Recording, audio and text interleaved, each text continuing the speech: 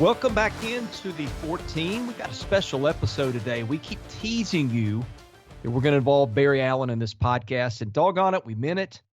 We've finally been able to pull it off. Our audio equipment has gotten to Barry in the midst of this crazy winter here in the South. So I'm going to start by welcoming Barry Allen to the show. Barry's been on with us a couple times, but Barry, thank you for joining us again today. Hey, my pleasure, guys. Looking forward to it. Me too. We're going to talk a little basketball before we go into baseball.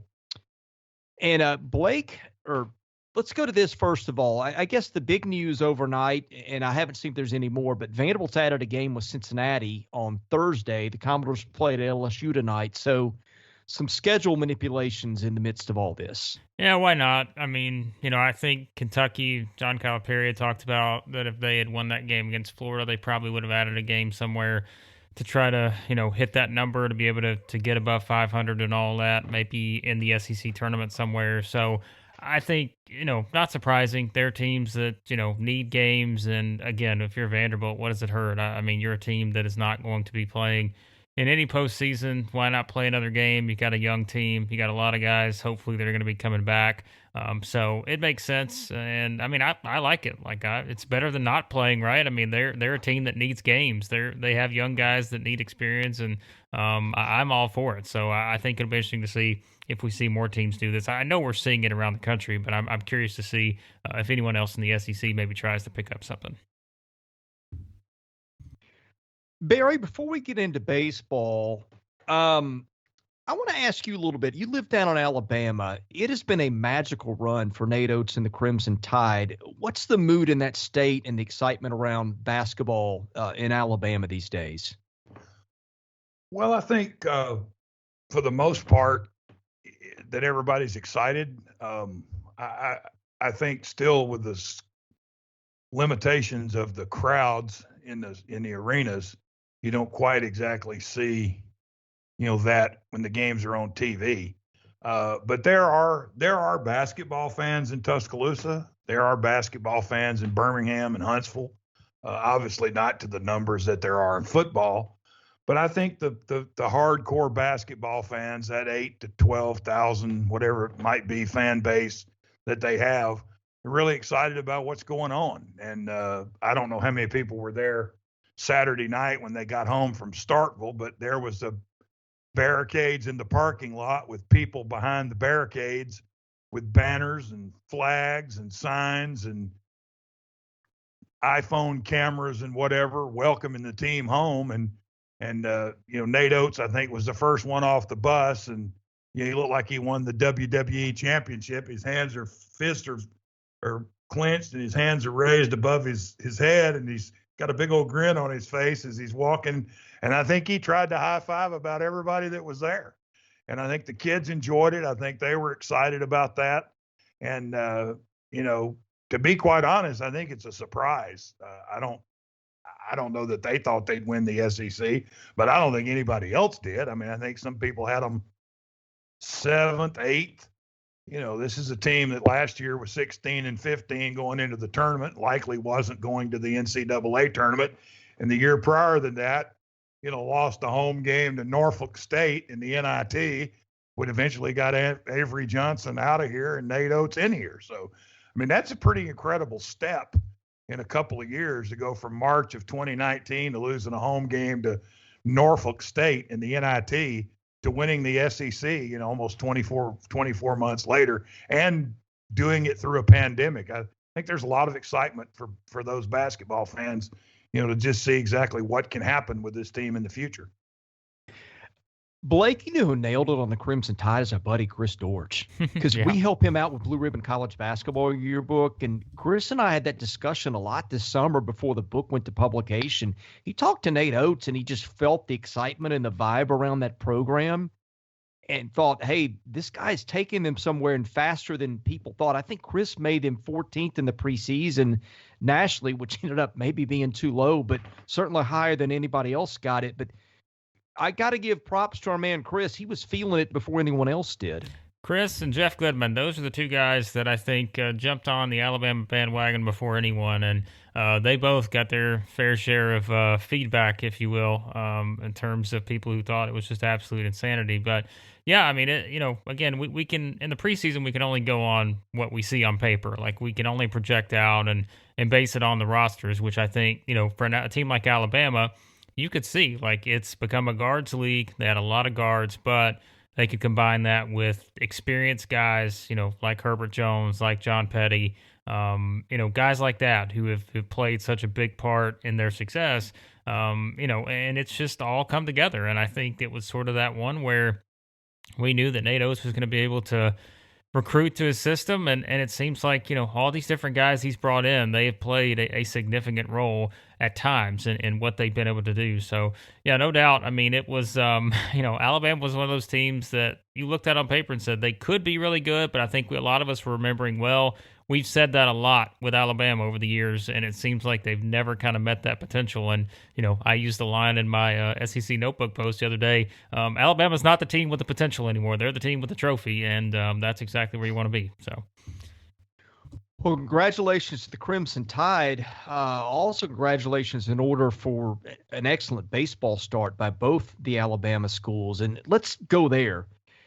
Barry, the SEC is about, 10 days into the season. I'm looking out at my window. I'm seeing an unfamiliar sight. It's this big orange ball in the sky that I haven't seen around Nashville in a while.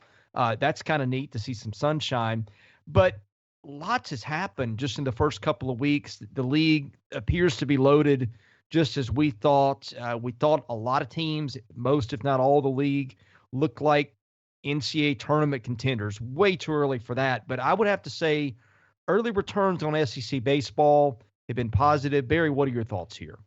Well, I think they have been. I think there's a lot of really good storylines, going on in the SEC right now. Obviously number one is, Wes Clark at South Carolina. No one can get him out. He's got 8 home runs. He leads the nation in that. He leads the nation in slugging, and he leads the nation in batting average, on base percentage. I mean, the guy's had an incredible start. One of 3 undefeated teams left in the SEC, which I think that's kind of a surprise that just 10 days into the season and we already have 11 teams with a loss and 3 teams that are undefeated in South Carolina, Kentucky, and Arkansas. So that might be a little bit of a surprise. But a lot of good play. I think some disappointment this weekend, with Tennessee not winning the series with Indiana State. They end up splitting. Ole Miss losing the series at home to UCF, who had a rough opening series. I think Florida would probably like to have one of those games back with Miami opening weekend. Lost 2 games late, that had some bullpen issues. Looks like they've gotten that fixed a little bit, the last couple of weeks or last weekend anyway. But certainly a lot of good things going on in this league with a lot of good teams. And, to me, Arkansas out of the gates played really well. I think you and I talked about Arkansas on our first podcast that we did, and I like this team. The question with them was going to be, I guess a little bit about their pitching. They only had 1 starter this past weekend in 4 games go past the 3rd inning. That can't last all year long. But Peyton Pallette, the freshman, 5 shutout innings Saturday night against SEMO in game 3 of the series. Their bullpen pulled about 21 innings out of that series this weekend. Got some really good, some work out of them as well. Connor Nolan pitched well. Patrick Wicklander, put up 4 shutout innings in the stint that he had. But to me, Arkansas is a team that's won in a myriad of ways this year. I mean, they've had to outslug teams, they've pitched to beat teams, and they've had to use dramatics to beat teams. I mean, they've had 3 come from behind wins. They got a walk-off win against SEMO, Friday night or Thursday night in the series opener. They played a 4-game series. So they've won games in a lot of ways and have scored runs. I think they hit 10 home runs this weekend, which accounted for 17 or 18 of their runs. All of their runs in Friday night's game came off home runs. 4 homers, 7 runs scored. They all came off home runs. And another thing that was, jumped out at me this past weekend is the dramatics of what's going on in the league with 11 walk-off wins over the course of the weekend. And we had 6 on Saturday and then 4 more on Sunday, which is a high number of high drama games early in the year. And you got Mississippi State and South Carolina with 2 straight days they've walked off games. Mississippi State, walking off Tulane on Saturday with a grand slam to cap a 6-run inning. Gave up the lead Sunday in the 9th, came back, got a 2-run single by Tanner Allen to win the game in the bottom of the 9th. And then South Carolina, sticking it to Clemson a little bit. They like that even more, the fact that they had 2 walk-offs on Saturday and Sunday. It also came at Clemson's expense to give them the series win, although they have one more game left later in the year because Friday night's game was postponed. But Andrew Eister coming up big in the series for them. Walk-off double on Saturday, walk-off single on Sunday. And I think one of the questions we asked last week, we talked about him earlier, was Wes Clark. Could Clemson get him out? They held him pretty good on Saturday, but Sunday he hit 2 home runs and drove in 5 runs. And then Andrew Eister came through again with a walk-off. So a lot of drama this past weekend, in the 11 walk-off wins. One team in that unbeaten list is Kentucky. And I know it's 1 game against Miami of Ohio and 3 against Wisconsin, Milwaukee. And so a lot to see before we make judgments on the Wildcats. But I look at this, Barry, the issue in Kentucky and the issue that they were expected to have was pitching. All you can play is what's in front of you. The Wildcats right now, through 32 innings, have given up 6 runs, all earned, struck out 41, only walked 4. Now, they've hit 6 batters, but I look at that strikeout to walk number early because that tells me something about ability. Now, maybe it's easier, obviously, to go after hitters when it's teams outside the league and not Wes Clark, right? But I'm looking for signs of encouragement early, and I think seeing Kentucky's pitching line being what it is through 4 games is not something I expected to see. Yeah, I think Kentucky's been a little bit of a surprise. Not any of the juggernauts, that some of the other teams have played, but, you play your schedule and they've pitched well. And, I think they've done a nice job on the mound, and we'll see how that continues with a game against Evansville here in the midweek and then Ball State on the weekend. Ball State's a very capable MAC team. They're not a College World Series team. They're probably not a regional team, but certainly, somebody that, could give Kentucky, some issues, on the mound. They're 4-0. They have a shutout. They got a 1.69 ERA, which leads the league. They got a 224 opponent's batting average. They've only allowed 10 extra base hits so far this season. You did mention, a little concerned about the hit batters. They've hit 6. They've had 4 wild pitches. But I think overall, they've pitched well and they've played well. I know last week they opened on Tuesday, had an emotional win, honored the fallen player that they had in the offseason that passed away. And, he wore the number 3 and they struck out the side in the first inning and then hit 3 home runs in the bottom of the first inning. And, obviously that's kind of an eerie feeling that could happen. But it did. And I think that kind of set the tone for them last night. And I thought they played well this weekend against Milwaukee, and we'll, kind of see how they look against Ball State this weekend in their series in Lexington. Barry, Texas A&M, Chris and I have seemingly talked about them a little bit in some of the podcasts we've done, trying to figure out exactly what to make of them. It's been a mixed bag. I know that, the opening series against Xavier didn't play particularly well those first 2 games, then came back and won 15-0. They lost that game to Abilene Christian. Now they win 2 of 3 in Round Rock, where they beat Baylor and Oklahoma. They lose the game to Auburn.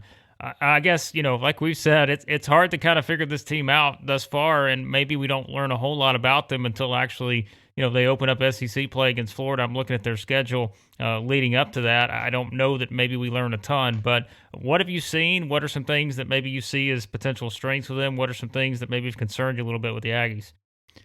Well, I think the one thing that concerns me is the Dr. Jekyll and Mr. Hyde approach. I mean, they've been very inconsistent. They've struggled to score. And then, against Xavier, I think in the doubleheader last Saturday against Xavier, or 2 Saturdays ago now against Xavier, I think the last 11 innings of the series, they didn't score a run and they had like 3 hits.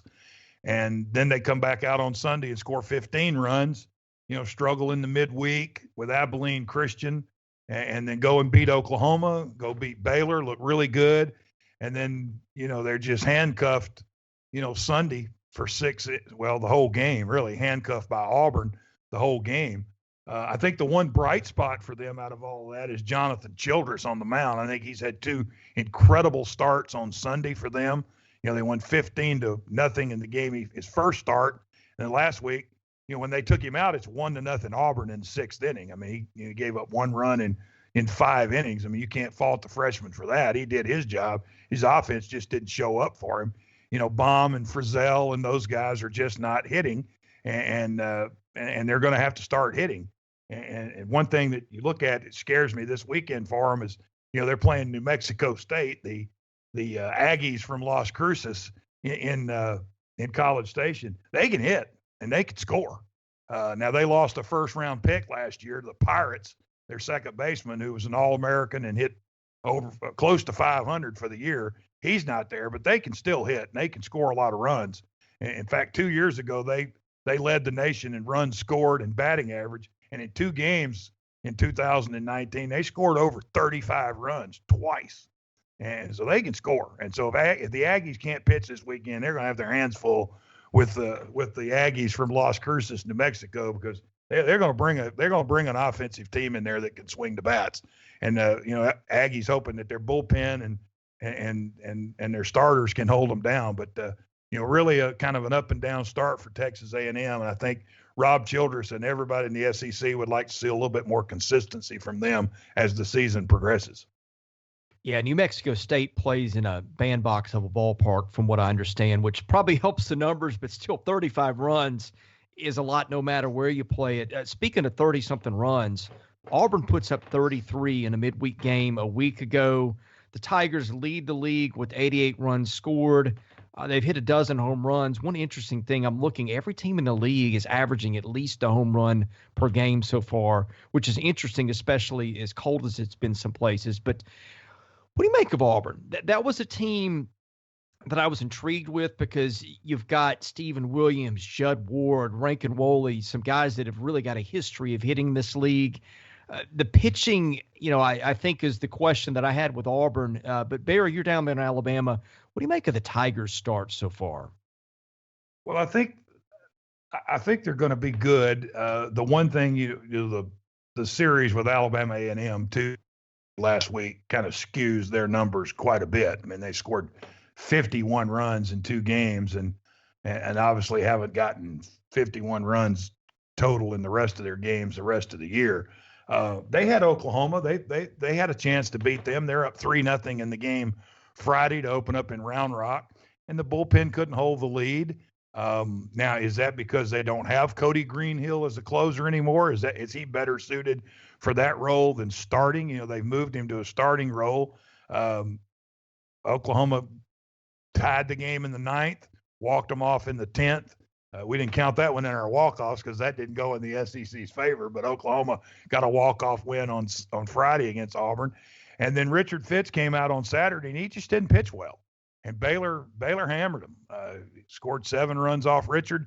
It's a 12-2 game going to the 9th inning, and Auburn scored 4 runs to make it 12-6 and make it somewhat respectable. But they didn't play well Friday and Saturday, and then came out against A&M, on Sunday and pitched well, got good pitching, and played good defense. Williams hit a 2-run homer and got them going, and so those guys like Williams and Ward and Rankin Woley and those type players that's been there with them for a long, long time. Ryan Bliss that's been there a while. They're going to need those guys to produce during the season, but they're not going to put up numbers like they did against Alabama A&M probably anywhere else the rest of the year. 33 runs in a game, which was a school record, is crazy. That's not going to probably happen again. Certainly not going to happen, you wouldn't think, in the SEC. But I think they have a lot of veterans, and they have those guys on the mound that can get the job done.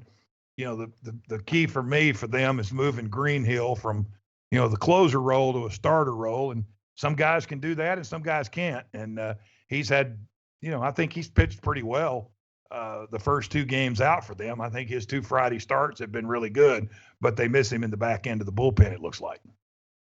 I'm going to ask both of you guys this question, and I'm going to go ahead and tell you I don't think I have the answer. So if you guys don't either, it's not to make you look bad because I'm asking you a tough question. You've seen so far, Florida started the year as the number one team. Then Ole Miss is number one for a week. Ole Miss loses a series to UCF. So now Arkansas is number one. As soon as Arkansas falters, Vandy's sitting there ready to take its place. And then you have Mississippi State, what I think in the top 5 by some polls too. So do we have any hints as to who the best team is early? Again, to me, I don't see a clear-cut one team that's better than the rest, but I'm going to throw that to you, Barry. Do you have an idea who the best team is going to be at this point? I don't know if you could say that at this point. I thought your question was going to be, are all 14 teams going to be ranked number one in the nation this year? And I think that answer would be no, but there might be 7 or 8 different SEC teams that might be ranked number one at some point during this year. I wouldn't laugh at that because now we've already had 3, and Vanderbilt and Mississippi State are right on the cusp. I think Ole Miss is probably a little disappointed with the weekend they had at home against UCF. Lost on Friday and then moved the Sunday game to Saturday and played a doubleheader. Had a walk-off win where they had scored 3 in the 9th, and Tim Elko came through with the base hit. Then they lost the second game on Saturday. I mean, they're a 3-run 9th inning away on Saturday from getting swept at home by UCF.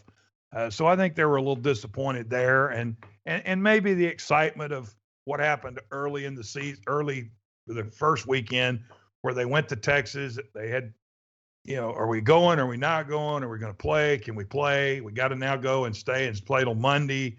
Played a Wednesday midweek game. Hey, we're number one in the Baseball America poll for the first time ever in the poll's 40-year history. And that might have caught up to them a little bit, but I still think they're good. I still think they have a good team. And I think they'll hit. I think they'll pitch. Now, Nikhazy he struggled his first week, pitched okay last weekend, but Hoagland and the others have pitched well, and their bullpen has been decent, although they gave up, some late runs in the third game of the series and end up losing to UCF to drop the series. You've seen Vanderbilt more than any of us, and looks like their pitching is lights out, and that's a real shock. We thought we would see that, and we have. And but Arkansas has pitched well. They've swung the bats well. Mississippi State's been a little inconsistent. I don't think they feel like they've played really well in Starkville yet. I think they were happy to beat Texas and Texas Tech. Looks like they walk a lot of guys. I know they had 11 walks in the game against Texas Tech. And I also know that after the games last week in that tournament in Globe Life Stadium in Arlington, when TCU and Arkansas played and Arkansas had to find a way to win late, they ran a kid out towards the end of the game, and he's throwing 94 to 96 with a slider. And Jim Schlossnagel, TCU's really good coach, after the game said they run this kid out there. He's the 10th guy they've pitched in the weekend, and he's 94 to 96 with a slider. He said it's almost like they were holding auditions. He said because they're so good on the mound, and that's kind of like Vanderbilt too. So, and Florida, I think they're gonna rebound from their series with Miami. Jacob Young has got a 26-game hitting streak going. He hasn't been held hitless since the 2019 College World Series.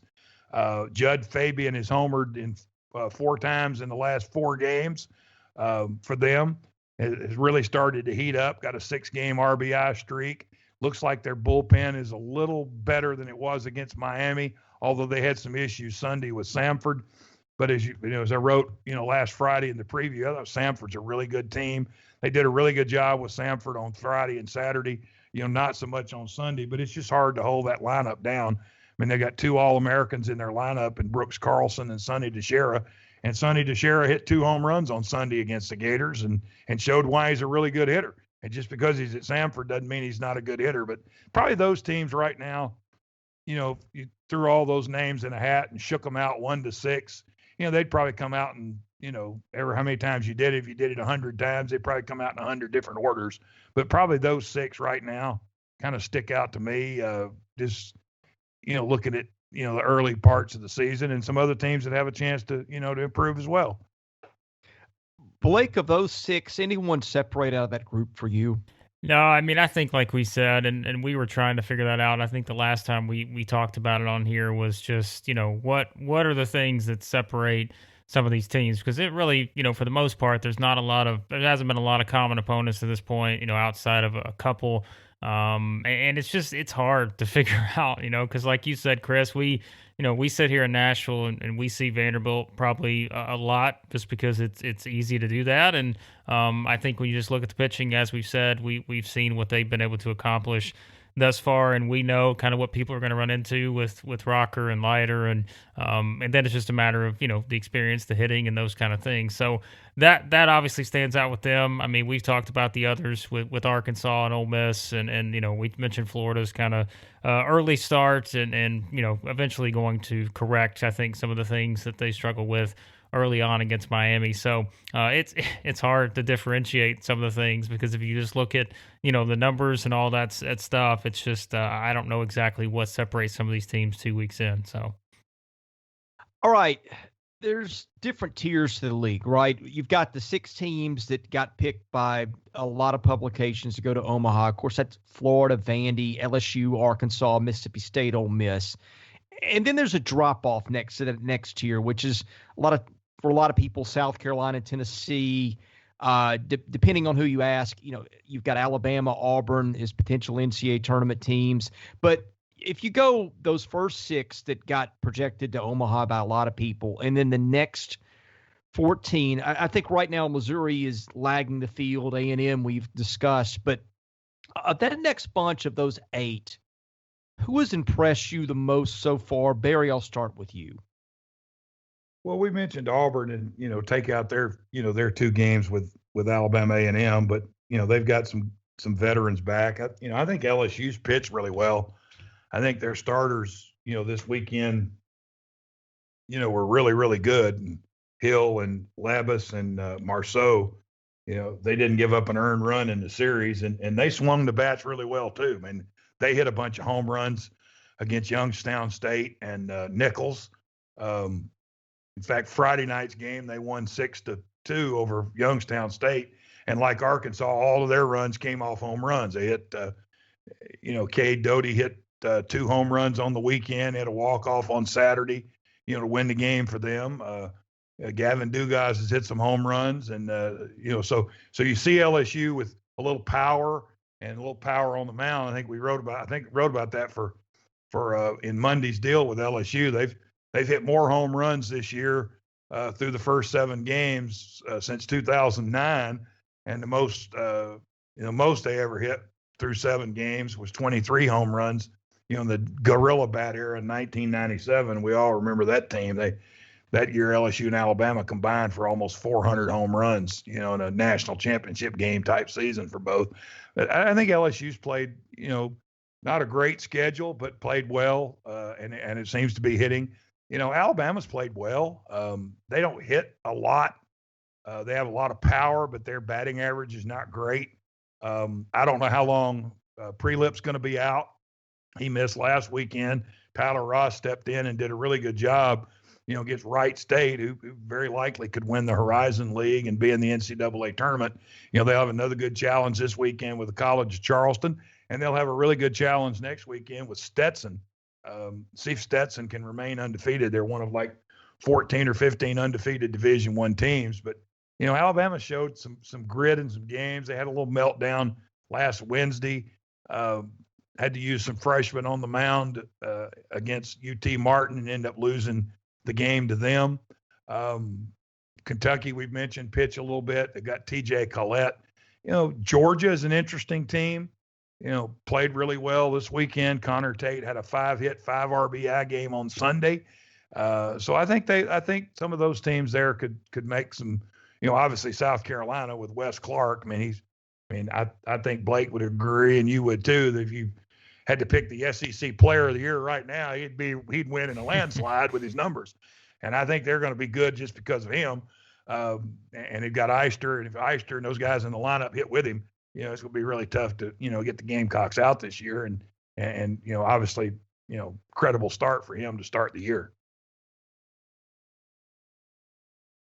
Blake, I'm going to give you a go at it. Of the quote unquote bottom 8, is anybody stuck out for you so far, maybe separating from the rest of the pack? I mean, Barry talks about LSU. I think, seeing them a little bit, certainly a team that I think is capable of winning games. I mean, I don't think there's any doubt about that just based on some of the things we've seen thus far. He did bring up, I thought, 2 teams to me that are intriguing, because I think it's probably just in a manner of I don't really know what to make of them yet. Barry brought up Alabama, but I was going to also talk about, I don't know, like Barry for Tennessee. Like, they're a team. I mean, I guess you look at them, I don't really know what exactly we take away, how much we take away from Tennessee thus far. I know they dropped those 2 games against Indiana State, but I don't know. Like I feel like Tennessee's one of those teams we're still trying to figure out. Chris, I know we talked about them a bit on the podcast before, but I think Tennessee's kind of in that range too of teams that I'm just not really sure what to make of just yet. Yeah, but Barry, I don't know if you've gotten to see them play. I have a little bit. Pitching's been a little better than I thought it would be. Offense is kind of the question. What are your thoughts on the Vols so far? Well, I thought they had a pretty good first weekend. Anytime you go to Georgia Southern and sweep them, and they did that. Georgia Southern's a quality Sun Belt Conference team, and then a midweek win, but kind of, I would think, kind of disappointing last weekend at home against Indiana State. Probably a little disappointing there. Not winning the series. I mean, they won the opener, won the last game, dropped the doubleheader on Saturday. Not a real difficult out-of-league schedule to get started. I mean, they play Dayton tomorrow, Georgia State this weekend. Got one from Vandy last week, but I don't think was very competitive in the other 3 games simply because they ran into, Rocker and Leiter. I don't think Tennessee's going to run anybody out quite like that. Then they have to go to Charlotte. Then they play UNC Greensboro and then East Tennessee before going to Georgia. It's probably going to be a couple of weeks into the SEC before we know much about what the Vols, are doing. They're batting .254. They're 11th in the league in hitting. They're about the middle of the pack in ERA at 2.83. About the middle of the pack in fielding at 9.70. They've already made 11 errors in 9 games. So they've still got some, questions about Tennessee and, what can they do in this East that, looks like Florida, Vanderbilt, and South Carolina are clearly better than them. And Tennessee and Georgia, I think, in my opinion, yours and Blake, they're probably those next 2 teams in that league, maybe Kentucky in there with them, to finish 5th, 6th, and 7th. How they go.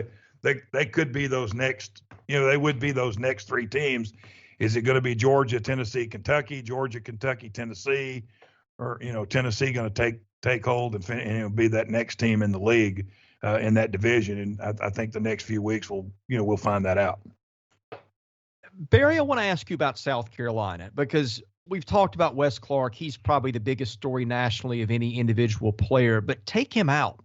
The Gamecocks, without him, have still hit 9 home runs in 6 games. They're slugging .668 as a team. You can't carry that category by yourself.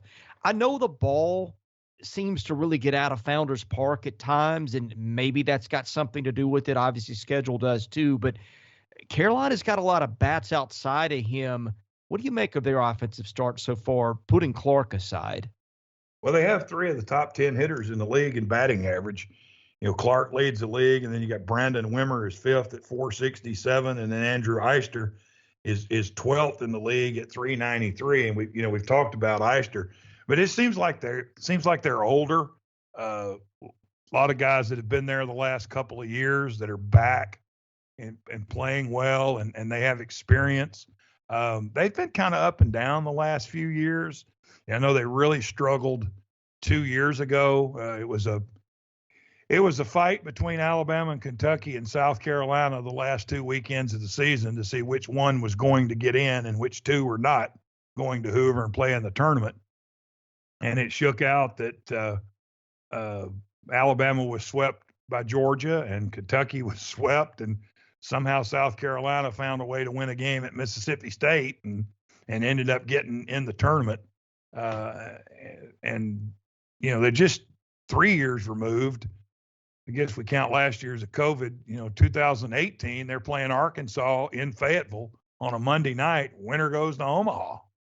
And they didn't win at Arkansas, and that's not a knock. Nobody goes up there and wins. But since they had the success early in the decade of 2010 and 11 with their back-to-back national titles, I think we've talked about this before, they've gone from back-to-back national titles to never losing a regional game at home to losing a regional game at home to playing regionals on the road to not even making a regional. And that's a pretty long fall for them, in just a span of, 8 to 10 years. But, they were in a Super 2 years ago. Not sure what would have happened last year because of COVID, but they seem to be off to a really good start. They seem to be good on offense.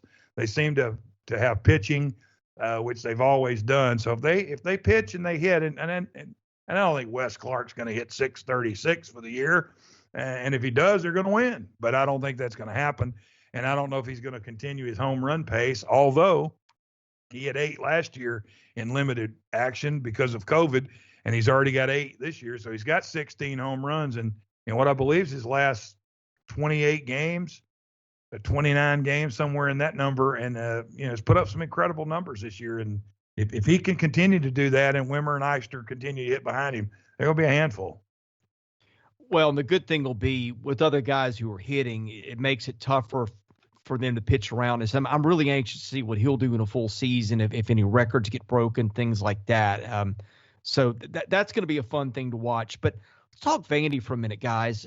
Blake and I see the Commodores a lot. I know Barry sees them some, but was really impressed with the way the Commodores came back this weekend after losing a Friday night game to Georgia State. 2 things stand out to me, and Blake, I'll start with you and let you address some of this. I think the depth of arms for them.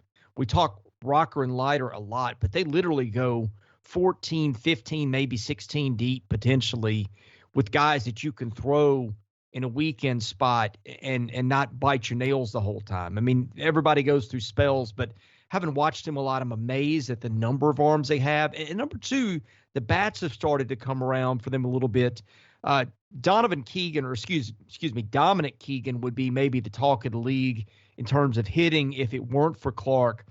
But I was really impressed. Vanderbilt brought the power bats as the weekend extended over the weekend. Now, again, some of that is pitching wears down as you get deeper. And so I want to see that carry over. But Blake, I think if you were a Vanderbilt fan, you had to be really excited about what you left the weekend seeing. Yeah, absolutely. I mean, we talk about these first 7 games. They scored 12 or more runs, in 4 of those first 7. And like you said, I mean, they scored 29 runs combined in those last 2 games against Georgia State, which, as you mentioned too, is probably just a product of arms too for Georgia State. But no, I thought it was very impressive because, I mean, as we've talked about before on the podcast, one of the things we mentioned going into the season for Vanderbilt was about the experience factor, just in terms of the lineup and all those different things. We kind of knew what we were getting with the pitching, but we wondered, okay, bats, some of the experience, because it's a team that maybe doesn't necessarily stack up experience-wise to some of the other teams that Tim Corbin's had.